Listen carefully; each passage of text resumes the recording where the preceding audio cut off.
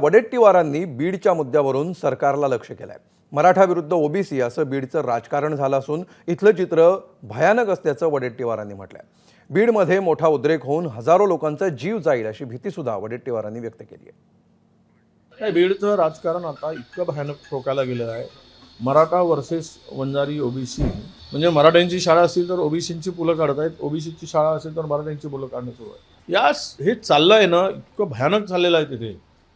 ते आता तो राजकीय वाद आता वैयक्तिक स्तरावर गेला आहे, समाजावर गेलेला आहे।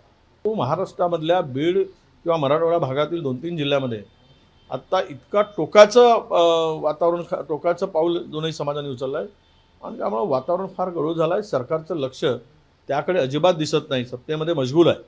पण हा उद्रेक उद्याच्या दृष्टीनं महाराष्ट्राच्या हिताचा नाही। बीडमध्ये एका वेळेस इतका मोठा उद्रेक होऊन जाईल, त्यांच्याकडे काय रिपोर्ट आहे मला माहीत नाही, पोलिसांच्याकडे किंवा IB कडे किंवा त्यांच्या डिपार्टमेंटकडे, होम डिपार्टमेंटकडे। पण एक सांगतो, ज्यावेळेस काही घटना, इतकी मोठी घटना होईल की हजारो लोकांना, निष्पाप लोकांना आपला जीव गमवावा लागेल, अशा प्रकारची उद्रेकाची परिस्थिती बीडमध्ये आहे। ABP माझा, उघडा डोळे बघा नीट।